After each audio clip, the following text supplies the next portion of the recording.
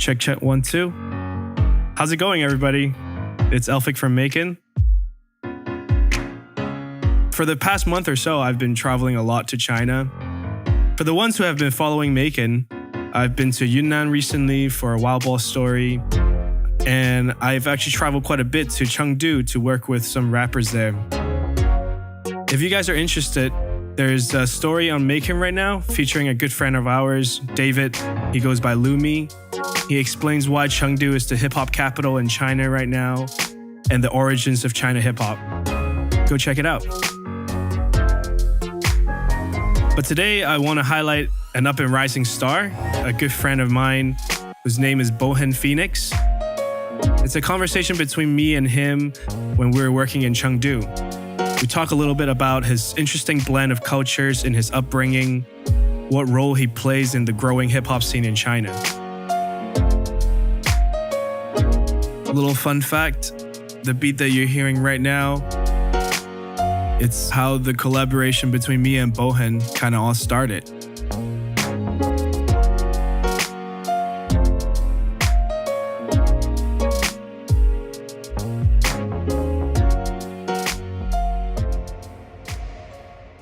So my name is Bohan Phoenix. I'm a rapper, and I was born in Hubei, China, but I moved to the States when I was 11. And I've been traveling back and forth for family and music reasons between the two countries. And everything that I've experienced in these two cultures is kind of what I talk about in my raps. Right before the interview started, Bohan insists on doing the interview in his own bedroom, where all the inspirations kind of happens. So right away, it was a very cozy situation. And I feel very immersed into his world and can't wait to understand more how he became. It started off being like an insecurity thing, because honestly, nowadays I just go on stage, yo, it's Bohan, I do my songs, and I entertain with my performance. But before, it was like an insecurity thing. It's like, oh man, I'm Chinese rapper, they see that, like, let me like throw a little humor in there to like get them on my team before I start rapping, you know? I guess this goes to a lot of artists that just starting out too, trying to find an identity and, not sure if they want to carry an alias or, having a persona on stage. I mean, like, I think we all have an ideal of how we want to portray ourselves, right? Like, for me, when I first started off, it was that strictly I want to be like Eminem in every sense of the word. I went to school with fucking Under Armour, long sleeve, but I would cut one sleeve off. I'll draw all the Eminem tattoos on me. I wore a do-rag for a week. This is like before I spoke like complete English, you know what I mean? Like, I'm walking around school in a do-rag and an XL like Celtics jersey. And this kid comes up, Mike Vaglica. His last name spells V-A-G and then L-I-C-A. So people always call him Vajlicker. But he got most chicks though. Yeah. He got the most chicks. And he came up. I had a Celtic Paul Pierce jersey on. I had a headband. He goes, yo, Bohan, you a pimp. And I was like, I had no idea what the pimp was, So I went home, I asked my stepfather, I was like, yeah, what's a pimp? And he was like, what, why are you asking that? You know what I'm saying? I guess during the process of building your own identity, the easiest thing to do is to look to your role models and to emulate. And that's exactly what he did. For me, like, at first it was like, I wanted to be like Eminem. Then when I started listening to, who's Eminem listening to? Oh, Tupac. I was like, oh, well, if Tupac's Eminem's hero, I want to be like Tupac. That's why I started smoking blunts. That's why I started drinking Hennessy, because Tupac did. And then I realized, oh shit, like, I can, like, everyone want to be someone else, right? Like, the hardest part is being yourself. So then I started, like, thinking, oh, I want to be, like, the best rapper that I can be. But it wasn't until I saw Jin do his thing where I was like, oh, I can also do this because I'm Asian. It's always nice and comforting to hear another Asian artist that has a similar kind of dilemma and struggle in finding their own identity. Especially for Asians that went to the West and found out about the new cultures and want to pursue that. there really wasn't anyone to look up to or any examples of how to pursue it. Not until later on, I found out about this London-based producer named Eric Lau, and it was through music suggestions like listening to Jay Dilla, The Roots, Erykah Badu, Jill Scott, and I'm like, wow, he's Chinese and his music is being compared to this level. And so that really gives me a standard, an example. I'm like, I wanted to be as good as this guy.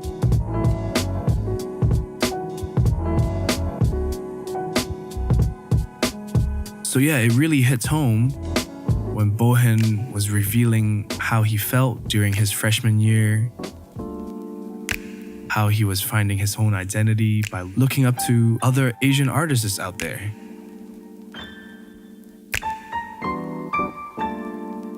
After I graduated high school and I moved to New York, I had put out 26 songs in my freshman year. It was a mixtape called The Audition. And I thought I was going to be famous after that. I was like, yo, this is done. 26 songs out there. I'm Chinese. Who else is doing this? You know, then lo and behold, 4 years fly by. I'm out of NYU. I'm fucking looking for a job, but I can't get a single job because I didn't do no internship during college. I always want to do this music. Let's do this music. But it was just no money, no money. It was no money, but that became no motivation, So yeah, I mean, there were days where I woke up, I was like, what the fuck am I doing, bro? I just went to NYU for 4 years. Why am I rapping? And my shit is half Chinese, half English. The cat don't even know what the fuck I'm saying. What am I doing? It was just cause no one was doing what I was doing. I had no one to look to, cause even Jin, he was rapping either all in Cantonese or in English. It's one language at a time. Yeah, I was I had nothing to just tell me, yo, this works. Just do it. I was but that's kind of what I took comfort in. I was yo, I'm kind of pioneering something. Bang bang, skirt skirt, yeah yeah, gang gang, bang bang, skirt skirt, yeah yeah, gang gang, bang bang, skirt skirt, yeah yeah, gang gang, ah yeah, ah yeah, ah yeah, oh yeah. Killing for show, yeah. Chengdu to Brooklyn, New York, down into New Mexico. Ooh, goddamn, government watching my flows. Pull up to Shanghai, don't even say hi. Straight up just cancel my show. It's cool, I got plenty of those. Millions for millennials. Feeling this, I'm feeling you. Bad moves, we killing them. I know that you got no discipline, cause I can see that you listening. Who give a fuck what the reason is? Just so as long as you're feeling this. Diamond, male, woman, smooth. I just wanna vibe with you. Booyah, sound the title, boo. I'll be right here, loving you. And it feels so good, it feels so good, it feels so good. And it feels so good, so goddamn good, and it feels so good. I was already starting to mess around with a bit of Chinese in my bars. And this is 2014, me and Jackery had put out a full live album where he played every instrument. And it's called Love Love EP. And that's when I had some Chinese bars in it. And then Howie was, at the time, he just got back to China from UK.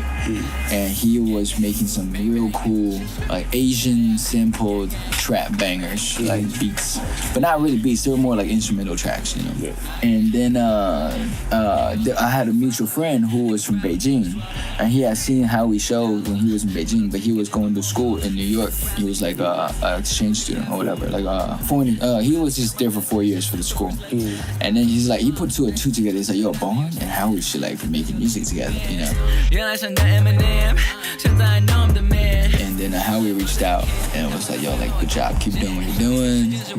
And I was yo, man, big fan, bro. Yo, let's work, let's build, fam. And then he sent me a couple beats, and he invited me back to do some shows in China. I think, to be honest, my opinion is, I think you should just forget about trap.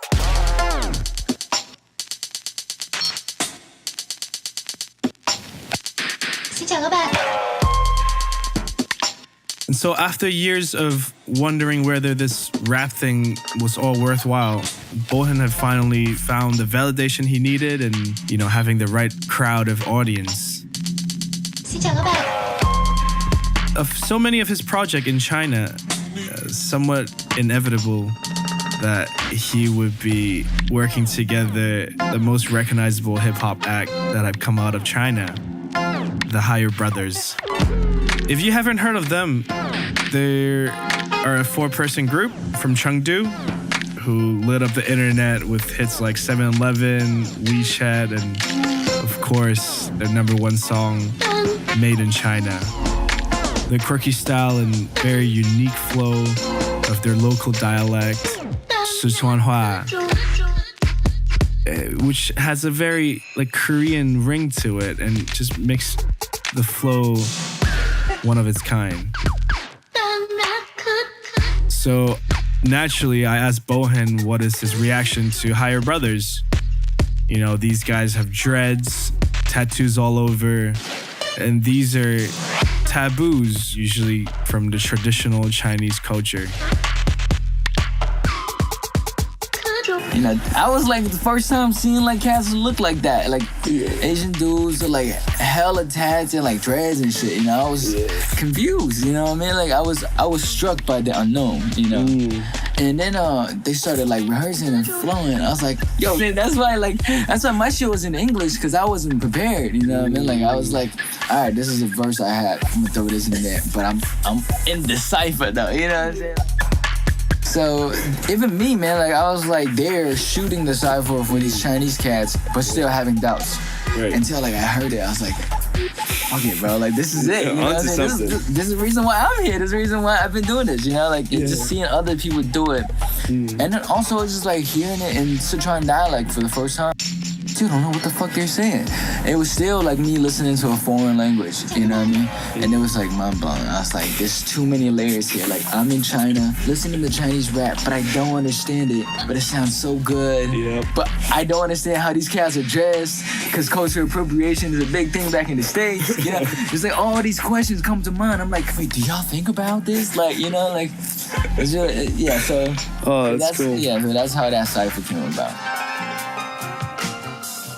I'm sure a lot of new audience, when they first found out about Hires, just like myself and Bohan, quite of a shock element, you know? Like for me personally, I was excited, but also definitely confused. And the flow is so fresh that it definitely takes some time to get into. And I remember the very first time I showed my Toronto friends the trap scene that's blowing up in China, they were just as confused as I was.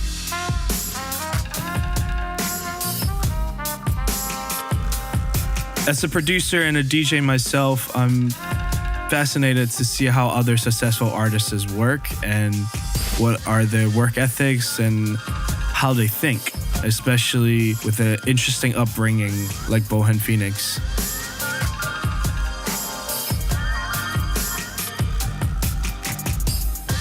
How much of your success is luck or versus, you know, as hard work? Yeah, I mean, like, definitely hard work could have been a better part of it.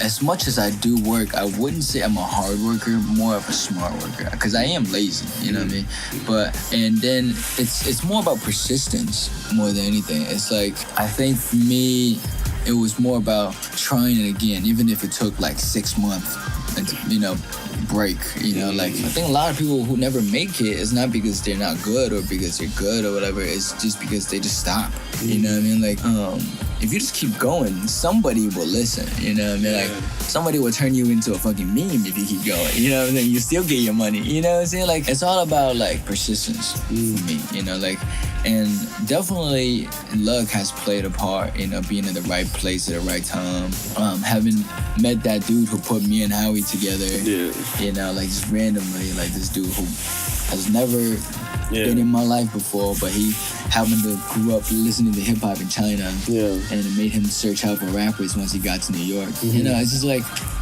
I'm lucky that the dude liked hip hop. What would you see, I guess it's a reasonable goal for Chinese hip-hop in the next 2 to 5 years? Man, like, shit, I wish I knew what would be, like, the reasonable goal for me in, like, the next 2 or 5 days. But honestly, it's hard to say because Chinese hip hop in the past 6 months has changed from a underground hobby to a globally recognized like phenomenon. So say man, like in 2 to 5 years, this shit could be the biggest rap scene in the world. You know, like my DJ, my manager Allison, she's doing the DJ set for the Joey Badass show in Shanghai in this month. You know, motherfuckers from the West who had never cared about China, you know, besides Shrimp Lo Mein on the store down the block, you know, like they're coming to China, you know what I'm saying? And it's like the market here is so big and so young and so underdeveloped. Yeah. You know, like there's so much room for the audience to grow in terms of understanding music, the variety of acts that can come through China and do sellout shows just because of the sheer population here alone. Makes it so much possibilities. So 2 to 5 years, like Chinese hip hop could be like where American hip hop is today, even though it took American hip hop like 2 decades to get to it. After chopping up with Bohan in his own bedroom for about an hour or so, listening to his life story, understanding how hip hop is evolving in China, it just gave me that much more excitement in working with more artists in China. Because not only does Bohan finally realizing his choice to embrace his identity is the key to his success, it also shows that we have the responsibilities to tell the world what is this new identity that the world is shaping us into. And from the first day that I started working with him, I believe that he is on his way to change the market.